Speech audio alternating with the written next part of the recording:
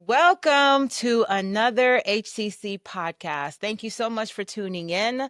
Again, I am Gadgelina, and this is Manuel. And we are the Thevnots.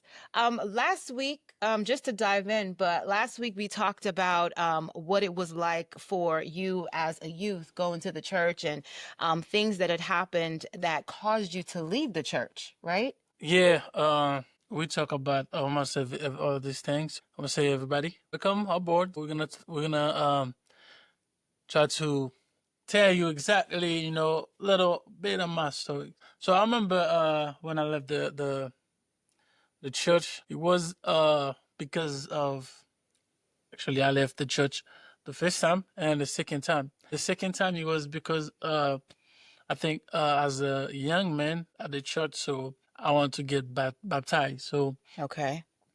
compare like because they saw all they go to the neighborhood, they go to people, ask them about you, so who you are, so how your life is. So because I just want to get baptized, so they even go to my family. It's like my big brothers, because at the time my mom wasn't already in America. So I have like another parents was my two of my big brothers, so was older than me. Right. So they didn't come to them, so they just go straight to the people in the neighborhood. So and ask them about my life, Right. which is they don't know nothing about it. So and when that happened, so because of people, it's like what the people sees, so they saw, because we was like 11 brothers, all 11 men live in the house. But they see A lot of men. they see female coming out. So they just think, he's Right. Emmanuel,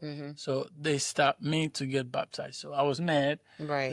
So I left the church Okay. for that. After that, I think so many people come to me, talk to me about it. So I went again. After They convinced you to go back to church? yeah, to church. When I get there, when I can say it's like I was not ready for it, because 17 to about to be 18. So when you try to That's a rough age. to tell me what can I cannot do. Especially it's like when I read the Bible, when I read everything, God says if you believe in me, so you can get better. I always believe. I was doing everything I can do, but because of something, you even asked me, you didn't talk to me, but because I was a young man and everything like people say about me, you just believe in, Right. crush me because you didn't want me to get baptized. After a long talk, I think they stopped me to baptize twice. The third time they accept that I was 18 when I got baptized. So this November gonna be 20 years. Praise God. Yes, Praise since God. I got baptized, but it was rough. I think that was a test, though. That was a test to see if you were ready to be baptized, because being baptized is something that's not easy. It's not something that you should take lightly, right? Because No, entering into the kingdom of God after being baptized, it's like it's like an opening a door of being attacked by the enemy. the first time I think about it, I thought it was in test, but as like I said, was young when I found out what it was. And the people they baptized because they think I have a lot of girlfriends, stuff like that. But people they baptize Are worse than you? was, Are worse than you. And But that they time- don't know that they're worse than you. but That's that time I was single, for sure. I was single. Yeah. I got eyes on only one girl, I think, that Okay. time. But we wasn't together. It was just like close one. Right. But some of the dude they was get baptized, they was on me, But I can tell See, them. right. You knew that. But that's Yes. why we should not judge based on what we think we know, though, right? Yeah. So that's why judging is not in the hand of man, judging is in the hand of God. So while they thought that you were doing something wrong, they were going off of that, but you don't know what's going on in other people's lives, and you've baptized those people, right? So that's why I think it should not possibly be in the hand of man to make those kind of decisions. But one of the thing was like I become to understand it. Sometimes Mm-hmm. the circles make you feel like people see you bad. Yeah, depends on your circle. So, and I understand that because my family, they just was my circles. It was my brothers. Judge you off of that. There's nothing I can do about it because we live together. So Right. I cannot change that because Right. you cannot change your family. But that was my brothers. So for that, I have to teach myself and I have to work harder for the church or the members, Yeah. the jacks or the pastor, to know that man you think was doing something wrong, but it wasn't that man. Wow. So I have to work harder as a youth Yeah. to make sure, hey, I'm ready. Right. So I'm ready. I'm doing something, Yeah. whatever you ask me, I'm doing it. So I was like everywhere you ask me. Everywhere. I was the man. So that's why I was like, I remember the church, they become to say throuth. They be everywhere you go. The throuth is there. So you know that you're going to come because they saw what, like after that lady talked to me, she passed away. She was so much a beautiful, nice lady. She come to me at my house after like maybe 2-3 months. She ain't see me at the church. She come to my house and have a sit down with me and talk to me about God and explain what I need to do and how I can change what people see about me. So that time, man, I was so I'm so grateful for her. Of course. So I think when she Of passed course. away, man, she takes this is like a mother passed away. Was she a deaconess? No, she was one of those One of the leaders in the women. church? Oh. She was one of the women Okay. of the church. Man, she was really in some, So and when that happened, when I get back, so everything she told me to do, I'm doing it. As the youth, I become involving more. I become to do stuff at the church more. I become to do stuff, and they see who I am. By the time, by time to baptize again, so I was ready. You was ready. And they asked me to get back, and I was baptized. Well, that could have been God's journey for you, right? Because now after she spoke to you, you gotten to have a better understanding of what it means to follow God, how to prepare your surroundings, how to keep people around you who are not making you look bad and things of that sort, how to make it, how to get baptized intentionally, right? Yeah. To be able to make the decisions that are hard by removing people who are around us, people who we love on top of that, right? Because we don't choose our families, right? There's nothing wrong with your family, but at the same time, there may be someone else who's struggling with something with their entourage, the people who are around them. Sometimes you need to remove yourself, right, from the people who are around you so God can use you, so God can work with you, so they're not a distraction for you, so God can continue to bring you to where he needs you to be so he can bless you. As I think as a youth, you got so many challenges coming to you. Yeah. But sometimes, if you don't have a leader or somebody to talk to, somebody who see who you are, say, okay, I see your talent, I see what you're doing, Right. and I love what you're doing, Right. and keep doing it. Yeah. Sometimes that's gonna put you down because it's like, okay, I'm working and nobody sees. No one like sees. I know we're not supposed to focus on what people see, or we're just working for God, but have somebody to encourage you for what you're doing is always good. As a youth, you need the encouragement because you're still growing in your faith. I mean, Yeah. as older adults, we're still growing as well. But at the level that you're in right now, where you're just now finding God, you're just now seeking God, there's going to be places that you need someone to mentor you. You need a leader to help guide you, right? Yeah. And to let you know what you're doing is good. You're on the right path. Oh yeah. Whatever. Like you need that as a youth, as a young person. Even adults need that at times, right? But you're in a different you're in a different level in your faith where you understand that you're not seeking man's approval, you're seeking God's approval. But as a youth, you learn that as you get older. You learn that when along the way. Definitely. One thing I always talk to my youth Mm-hmm. and always let them know. So whatever you're doing, you're not doing it for me, or you're not doing it for Yeah. pastor. You're just doing it for you. But sometimes we see the challenge for the youth because sometimes we don't see what they see.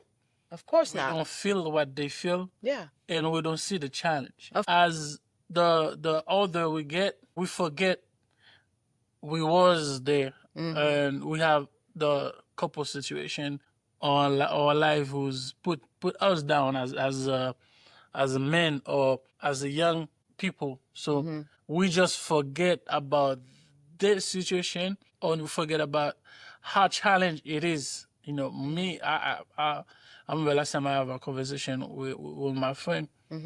We was talking about her youth and this youth today. They got more challenging than we had. Right. Way more challenging. Because at that age we when we was young, it was more like when we was at the church, it was more like female, thing. Right. Who can stop us, Mm-hmm. or we can go play music. That was like go to program parties. That was must or challenge. Right. So the devil was used these two, I think, to challenge the young men or young woman. Mm-hmm. But nowadays, I think they got more challenging compared to what we had. Yeah. Which leads us to the topic of what we wanted to talk about. Back then you were in Haiti, but now you're in America.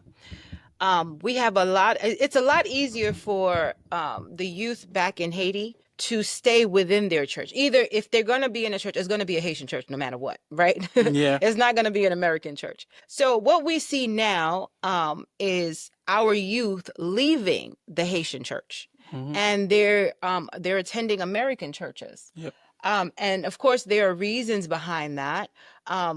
And it's up to us as leaders who've gone through the challenges and still are, still walking that journey and trying to understand how do we bring our youth back, right? How do we bring our youth back? Do you see more of that where our children are going to college, their minds are being opened up to a lot of different ways of worship, Yeah. other religions, things of that sort, and they end up not coming back to the church that they grew up in, but going to an American church instead. And one thing I see when I come to America, because I pass most of my youth in Haiti. Mm-hmm. But when I come to America, especially the church I was, Mm-hmm. the youth was involved. A lot of youth. They got like a lot of youth. Yeah. But the I don't think so. They got a gap. After, like, for example, when I first come to church as a youth, they got people who just get married. They were still at the youth to help us. It's like they was fixing the gap for us, because when they left, we was ready. Mm-hmm. I'm gonna take an example. They got I'm gonna say some names. We got Brother Ligne. Now he's the church pastor right now. Where the church I was in Haiti, Palafra. We got Lubin. We got Medjin. We got Joanne. We got Alexis. Brother Alexis. thing. Yeah, there was all us. There was like the time was for them to leave, so they was there and prepare us who was coming for the next step. Of course. So that's was like they help us like and Sister Imagine the one she give me books to read. When I come she helped me, how to pray, stuff like that. So each of them was teaching somebody. Yeah. It's like the disciples they was doing for course. us. Yes. So there was make sure so when they left, Yeah. the church got somebody like the youth was in good hands. Right. So I think when I come to America, I didn't see that part because, for example, if I come to the church, when my time come to leave, I just leave. I don't stay in the youth for maybe a year or 2 years to help the next generation. So I just was there. So that was my time, and I was so happy doing my thing, and I leave. So imagine it's like if we have like 10 to 20 youth or the same age, after 2 3 years, they feel they not youth no more. They leave the church. So what you see that gap, don't have nothing to fill it. Yeah. So make all the youth, they don't like they want coming up. They don't know exactly what the youth was all about. For example, us, we camp. We was like every Sunday 3 o'clock. We was at the church. We play. That's where we learn everything we know. It's like from I can say maybe from the 80s to 2010, something like that. All the pastors, the leaders of Asian churches, you wanna see them, all of them was president of the youth, leader of secretaries. When you was in the youth, they teach you, you learn so many good things to prepare you to stay as a member or to stay Right. at the church. But I think right now that's what I saw. So most the youth who's left the church, they don't have guidance. So because the one who was before them didn't, I feel like they didn't prepare them. Of course. So you left them, so they don't see nothing. They don't have nothing else to do. So you didn't teach them what you had. Yeah. Like for example, every like I said before, every carnival or in Haiti. So my church take everybody of the youth Took 'em somewhere out, else. yeah, to focus on something else. Right. There's certain times like even you not when my neighborhood they ain't even at the church, but when that time come, they know they have to go to camp because you're gonna learn. That's why we learn music, we learn songs, we learn Bible verse. It's like we had fun. Right. The youth, like the Sunday when you go to church, some people you're gonna miss Sunday church, Sunday morning. But the youth, you're not gonna miss the youth. Right. At 3 o'clock, you're gonna be at the church because that's where you're gonna have fun. That's why everybody coming. I think this is what's lacking. Yes. It's what's lacking. So do you think that I mean, because it's important that we have someone there who is not someone, but everyone there is held accountable for making sure that the youth is prepared for what's to come. Can you imagine if Jesus came, he did what he did, and then left? No. With not preparing disciples. Yeah. With not preparing disciples and leaving a guide for us to follow in order for us to be able to fulfill what God has for us. In order to, like he said, to go and spread the gospel. Yeah. If we're not spreading the gospel, if we're not preparing the people, if we're not leaving behind a book for the ones who's coming after us to follow, to guide, we would be in chaos. Even though he did leave a book, we're still in a mess because not everybody's taking the information. But can you imagine if we did not have that guide to lead us? I think, don't take me word to word, but most of the church I go to, that the same thing I saw. Disciples. They don't. I'm sorry. Are you speaking of American church? Or are you speaking of I'm Haitian talking about churches? Haitian church. Haitian churches. Okay. We don't do disciples, and that's something I think will mess up the youth or mess up the churches. A lot of them. Yeah.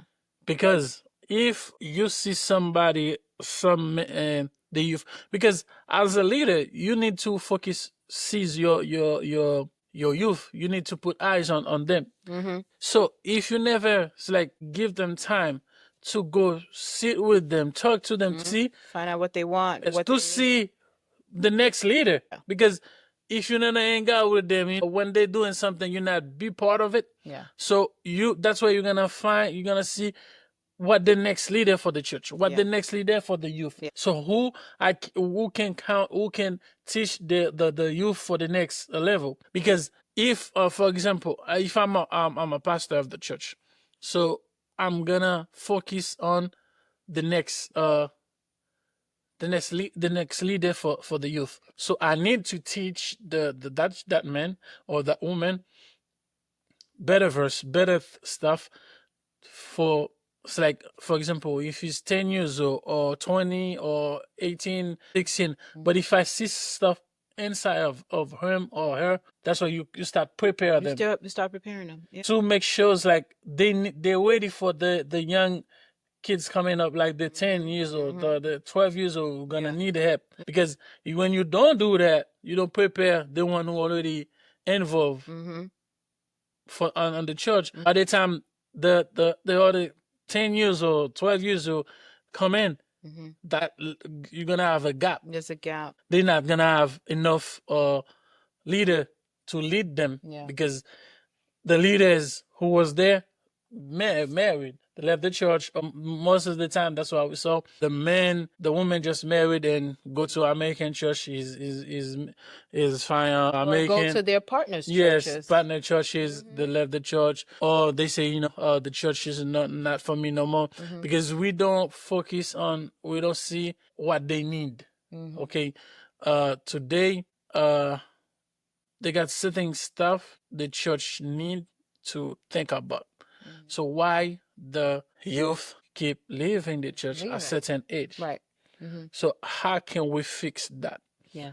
How can we sit down with them and fix that? I'm not talking about one church. I'm talking about most of the church I know, Asian churches. I know they will coming back after they have maybe married or have kids or something like that. But the time you need them, they leave. Everything you was like, there was the one who was You're instilling in them, they take it and bring it somewhere else. For example, when I was young, there was people was teaching me the good books and teaching me the good thing about God, the gospel.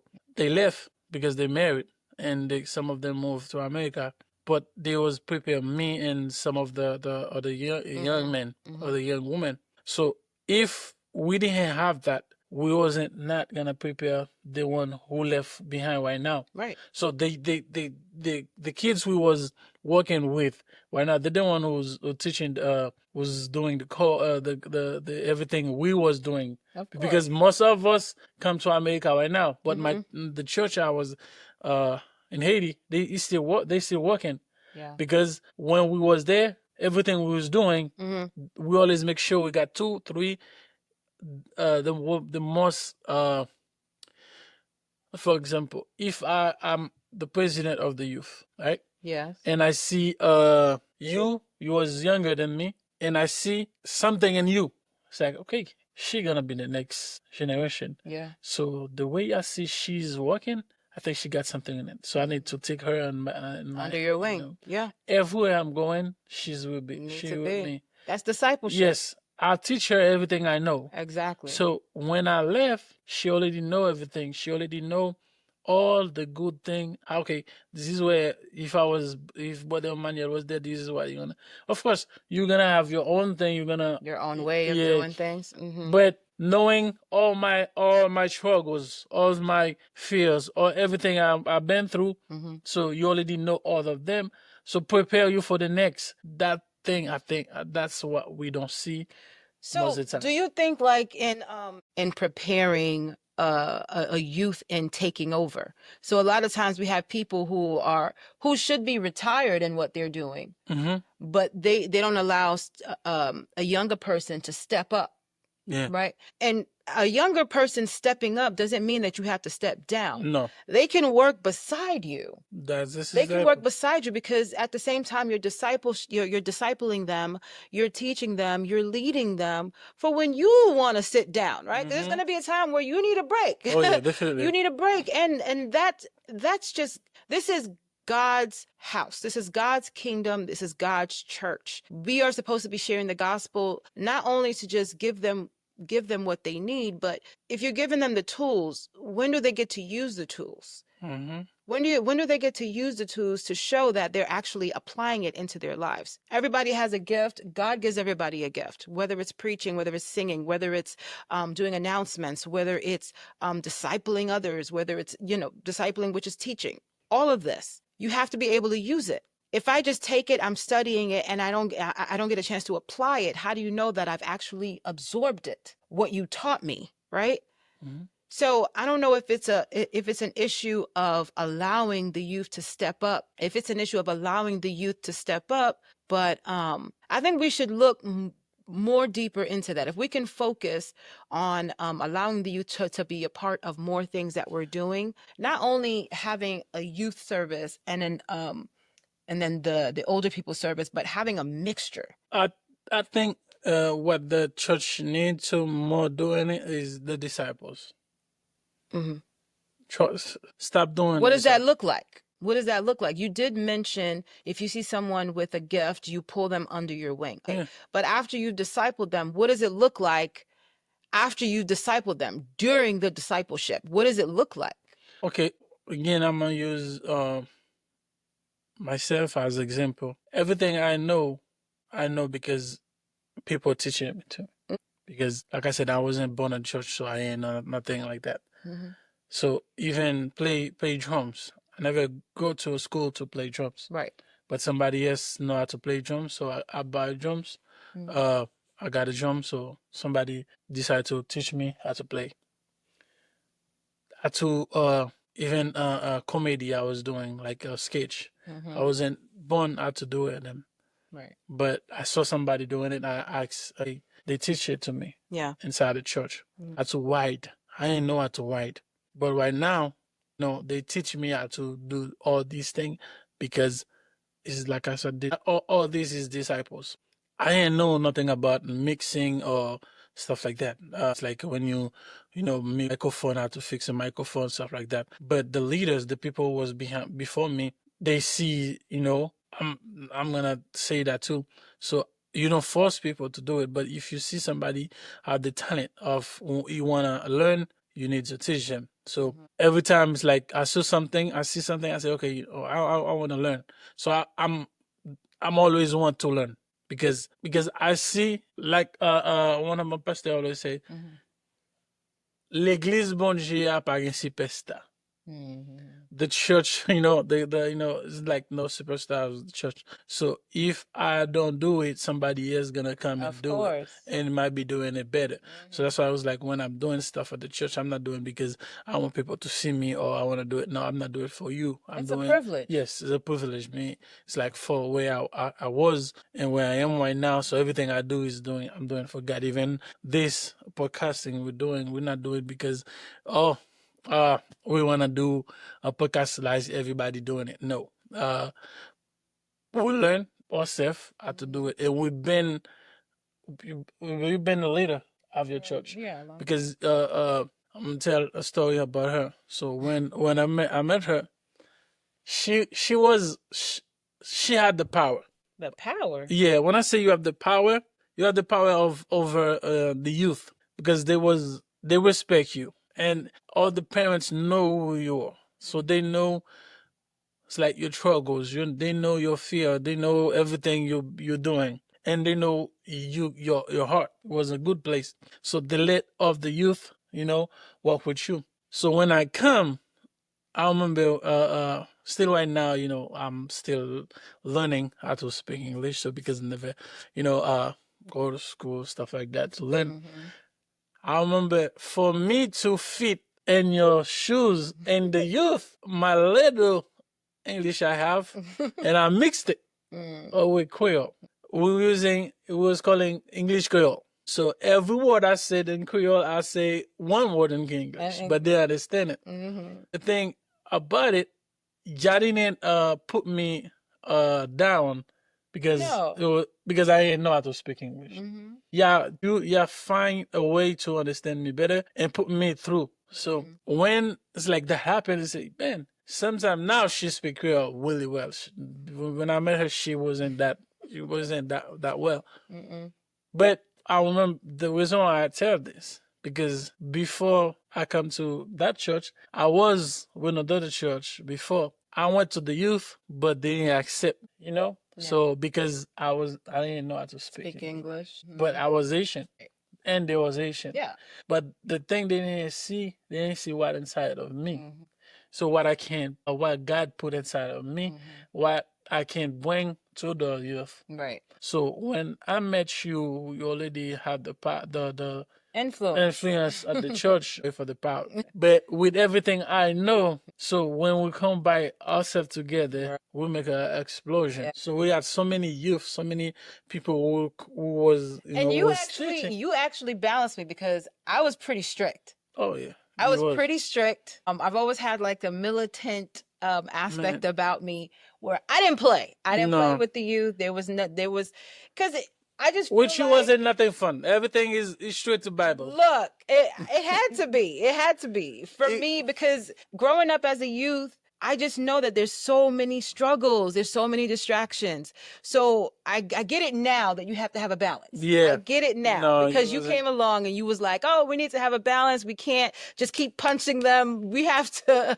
and that's metaphorically, but we have to give them some space to make mistakes. We have to allow them to be able to breathe, to feel like they can come to you, to feel like they can tell you about the stuff that they've done wrong. So you get a chance to fix it. But no, with her, it wasn't that. It's like if 2 or 3, like the youth was have fun, when they see her, they change. Everything change. Like, change. They conform themselves in a way that they knew, like, Capitan just walked into the and they room. say, she's here. Everybody was like that. So it's like I was like happy to see the respect she got when everybody sees her.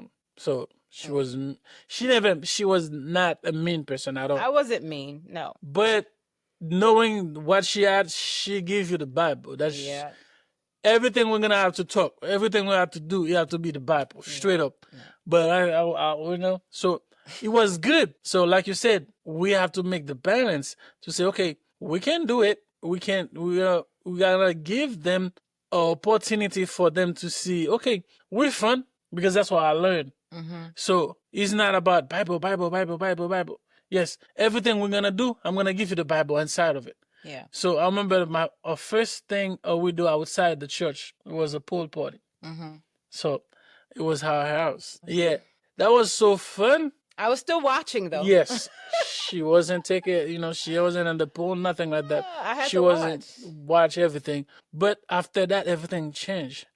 So you see more youth coming up because they see we still teaching. Even wherever we are, we're still teaching them the Bibles. We're still teaching them what the next generation have to be. All of them, the youth, they was there, so they start to involve themselves at the church. Some of them become to the worship, this dancing team. Some of them come with on my team, was doing sketch every Sunday. My team, I have to write a sketch every Sunday we have to do. It's like every Sunday, that was what I was doing. Every Sunday, I have to teach them something. So it was fun. And it's like you have fun and bless the God and bless everybody. Everybody was on point because that's why we was doing the discipleship.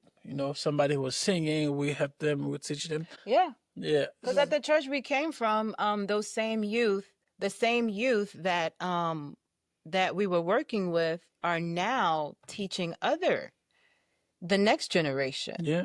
on how to teach, right? On how to allow them to make mistakes, on how to allow them to, or give them an opportunity to come and say, I messed up.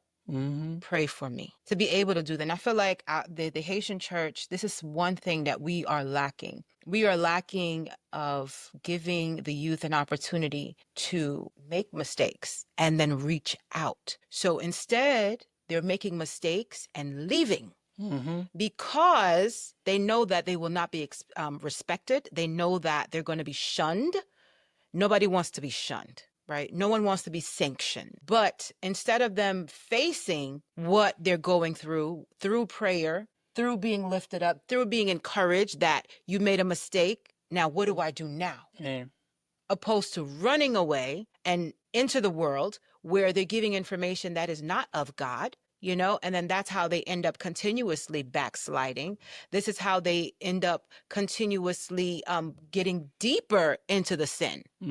Right? So, you know, one thing I would encourage the Haitian church to do is give your youth an opportunity. But the thing I see too, they do. I think that verse they change it. They keep the first part of it and they add nothing on it. It was Woman 12 verse 2. Say, do not conform to the pattern of the world. So I think they keep all that part because I think when the youth coming, they see what's going on and they see everything coming up. They want to add their own stuff, Their own flavor. Yeah. So they don't allow them to do that. That's why a lot of time they left because the same verse they keep say, do not come from that part, on this word. So they just focus on that part. But the rest verse they never talk about. They say, but it's like open your mind to the new thing, the new generation, it's like embrace yourself, teaching yourself that part that they left out because that's the part that's like God said to you. Okay, I understand that don't be part of the new generation, don't be part of the world.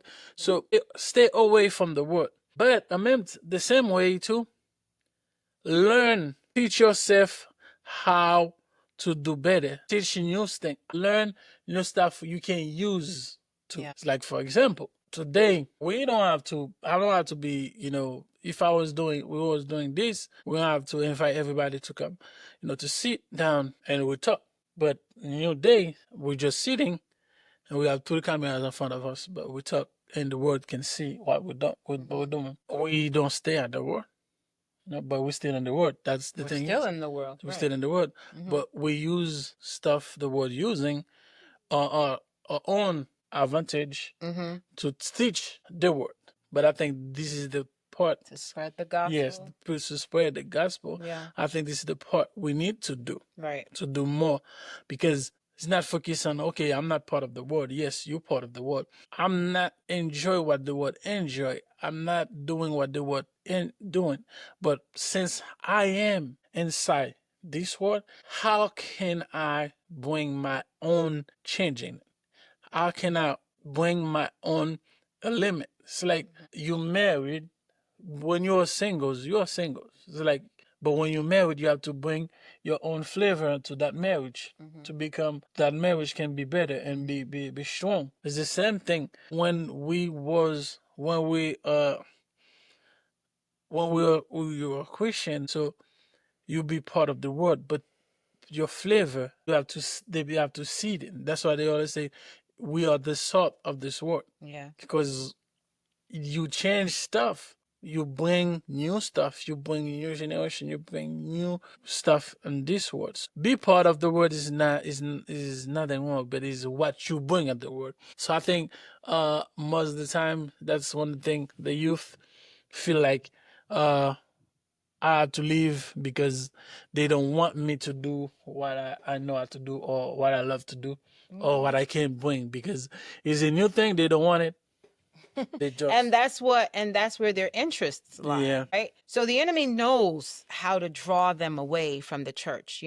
The old time. Do you remember being back at the church long ago, we had organs. We played organs. There were no drums. No. We just played organs. But now we have drums, we have saxophones, we have trumpets, we have keyboards, we have all of these things. And the enemy can use it for wrong, but if we take it and we put it inside of the church and we use it for good, there's nothing wrong with that. That's how, if that's what we need to do to come down to them, just like in 1 Corinthians 9:22, it says that Jesus became weak so he can attract the weak, Okay. right? So he can do all of that. Yep. I challenge you, as elders, to find a way to communicate with your youth. Find out what they're into. Find out what their interests are. Find out what they like, right? So if we can take that and we can transform it into something that is godly, then they can use it in that way, opposed to using it the way that the world is using using it. And there's nothing wrong with that. We shouldn't shun. We should not cast away the things that the world is providing, but taking it and transforming it and making it into our own, right? Yeah, and that's what is good to do.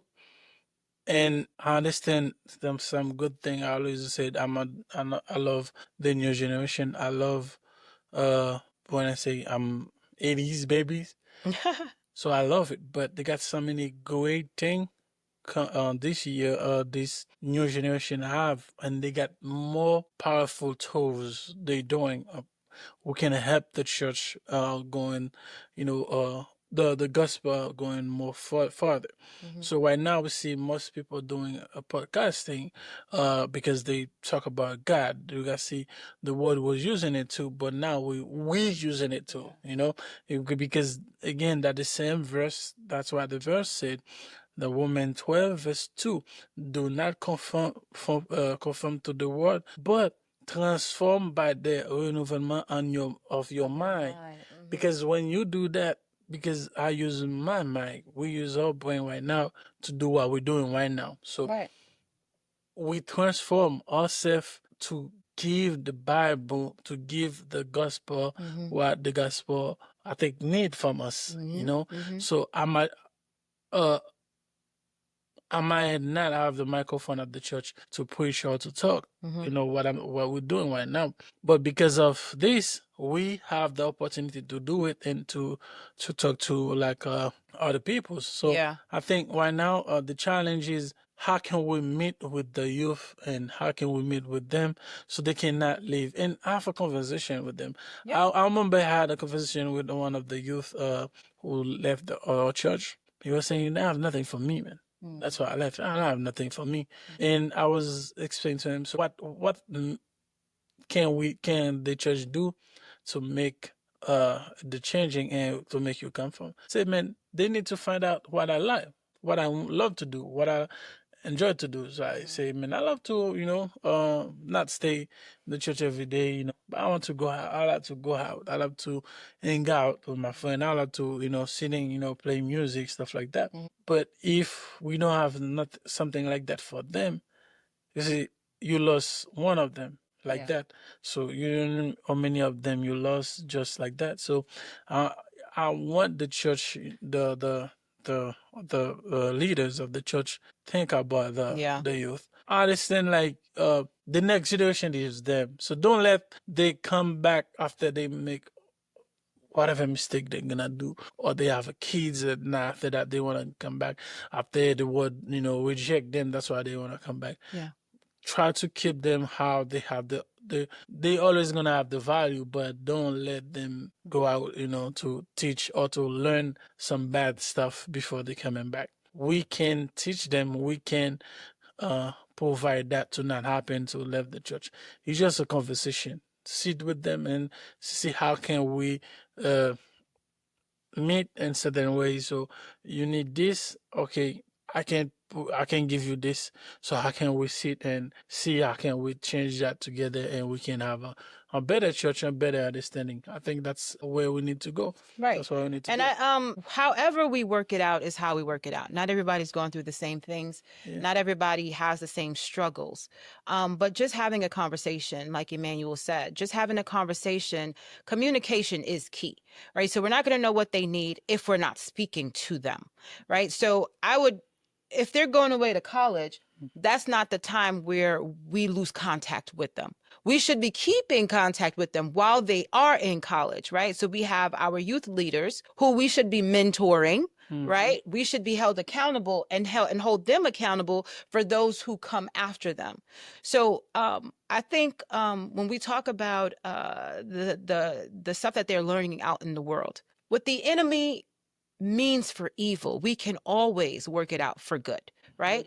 Using the God that is within us to work it out for good, whatever it is, whether it's technology, whether it's music, whatever the case may be. Like you did talk about the youth that you spoke about, who said what he likes to do. He likes to play music. Okay. He likes to play music. What we used to do, we used to sit around, we have a gathering. You bring your keyboard, you bring your guitar. We didn't have drums, but you bring your guitar, your keyboard, whatever it is that you want, your voices, and we lift up God together.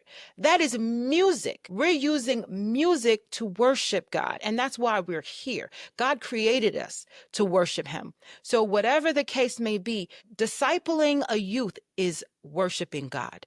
Playing music is worshiping God. Spreading the gospel is worshiping God. This is all that we do, and this is all that we're here to do, right? So that one day, I remember we used to go to even the park, yeah, have fun, play yes, football, play, just, yeah, to make sure it's like the youth. I think every Sunday after church, we went some house or your house or some of the youth house. We make party. We do some things like we have a WhatsApp group we call Jesus Fire. yeah, It been like it's like one o'clock in the morning. People yeah, still on the group. We was like fine, like connect each other. We always teaching. We always like I remember a dude after like he didn't like church. He loved the church, but he ain't come to the church. I remember the first time he come, you see a wife was at the church, or a wife always, doing everything. I'm talking about Lovsky. Lovsky, if you listen, that was you.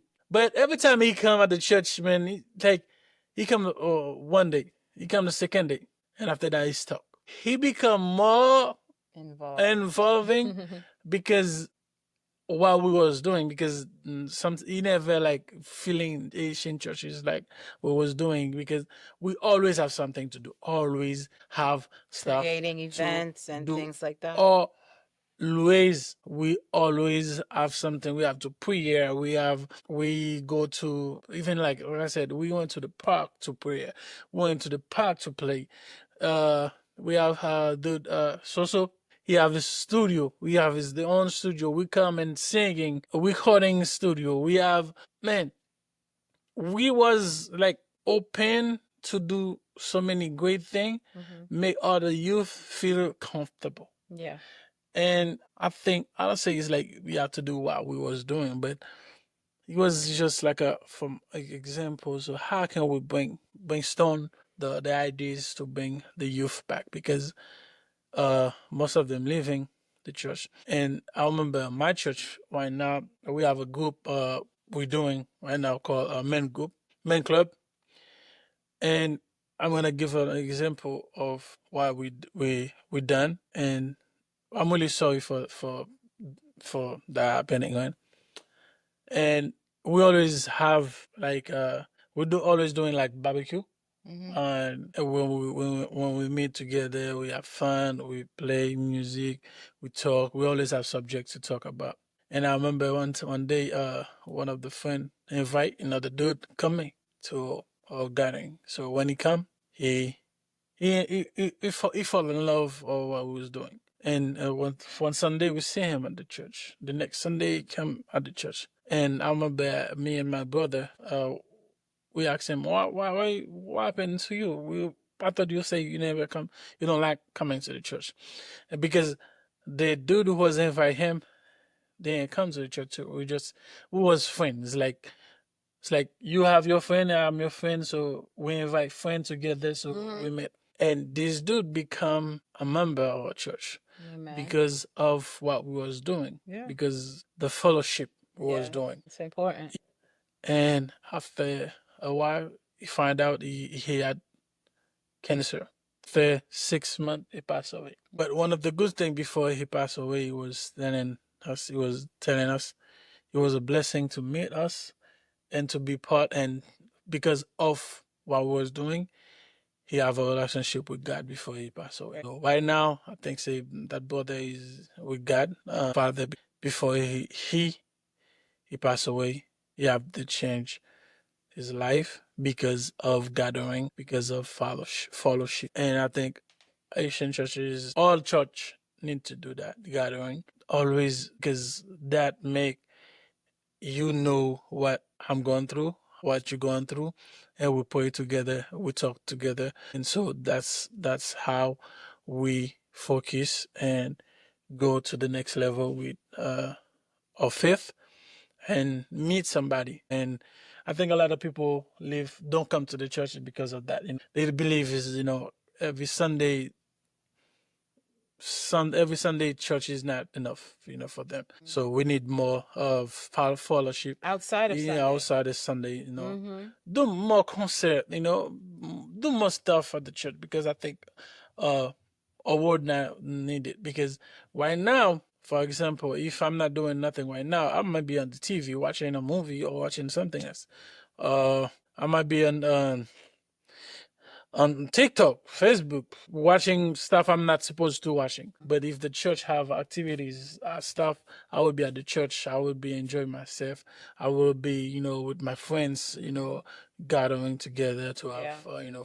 Just creating activities where you're not only touching those who you know, but touching folks who you don't know and bringing them to the gathering where you guys are growing in faith. Yeah. Right. So very, very important. So just a recap of what we talked about. We talked about our how Haitian churches are losing their youth to maybe the world, or even to American churches where they're being they're given the opportunity to show what their talents are, what their gifts are, because we're not accepting it, because we think that it's outside of God's plan for his church. And again, we can use everyone's talents. We can use everyone's ideas so we can grow in faith. Right. So let's just be more accepting in that way. And I challenge those who are watching right now, talk about your story. What have you gone through? What is an experience that you have gone through that you'd like to share? Sharing is caring. Sharing is caring. Just sharing your experiences might help someone else out, and just let them know, what happened, what was the resolution even after that challenge. Right. So I just challenge you to do that. To the Asian churches to do, what respect, or what, if you're a youth, you want to leave or you leave the church, what you expect, what you want the church to do. So for you to get back, come back. So. And things that you would like to see more in the Haitian churches, right? Things that'll help you stay and be held accountable for. There's a lot of youth who wants to work with children. Yeah. In order for them to work with children, of course, we have to guide them. We have to prepare them for all of that, right? So let's work together. Let's try to work together for the glory of God. Everything we do is for the glory of God. Definitely, so let's try to work on that so we can make it to the next step. Yeah, I think when you're doing stuff like that, so you're not doing for yourself, and you're not doing by yourself too, because it become a challenge for everybody else. And I'm telling, I'm gonna have a message for all the pastors, sorry, of the church. When you see, look for who wanna work for God. You will see some people of the church who gonna be the next leaders, the next generation who gonna lead the church. If you don't prepare them for the next one, or to be better for the next one, that's why right now we have a lot of fake pastors or people who don't know what they're doing. Right. Because if you was take time to teach them, to prepare them for this, they will be better. Because everything you teach it to somebody you know better, and they know better too. So be part of the next generation coming up, Amen. because you got the opportunity to do it, and Yeah. you are the right one to do it, because you got the microphone and you got the leadership. You got the So, yeah, platform. the platform. Anybody have your church, who see who have any talent, see how you can challenge them to do better, to do something with it for God. Because everything we're doing it for God. Everything we call to work for God, because that's what He said. So focus on the talent. Help them to get better. Help them to do better, because they need it and they're gonna want it. But if God's you church needs it. Yes. If you take time to work with them, they got some mistakes they're not gonna make, because you already know, you already passed that award already, so you know better. So please take time to teach the young generation, Yeah. who might be the new pastor. And don't be afraid to share your mistakes. Yeah. Right? Because when we keep our mistakes to ourselves, that's just opening a space for someone else to make the same mistake that you made, that you could have prevented them from making. There's nothing wrong with making mistakes. In order for the next generation to not make those mistakes, how about we share that and you tell them what they should do instead, right? In order for them to not make that mistake. So that is all that we had for you today. I appreciate everybody for tuning in. Yeah, Thank you so much for joining us. One more thing. Well, this podcast, ACC podcast, is opening for everybody you have a word to say. You got something to say. Yeah. It's open for you. And you're good on cameras. You wanna work with us? Welcome. You can help us anything. Anything you can make us get better. Because like I said, what we're not doing it for us. When we do it for God, for glory. Praise God. So let us work together. Let's make it better. And you're gonna see me say that word a lot better. Because God deserves better. Yes, God deserves better. So we want better. We want great thing. Yeah. Because God is great. Amen. So we're waiting for you. So anything, call us. No, not email us if you have anything. It's Haitian1cc, at gmail.com. So if you want to be part of the teams, you're welcome. And if you know a phone number, give us a call, a text. Leave us a word of encouragement as well. Yeah. Subscribe to our channel. Share. We want the church getting. You want Haitian church to be better. Praise God. And that's all. So we're here for you. We are rooted in love and growing in faith. Let's continue to do that together. We will see you next time. Yes. Praise Don't forget, Haitian Churches Connect. Yes. It's all about getting better. Getting great. Bye, family. Bye. Big family. See you soon. Bye.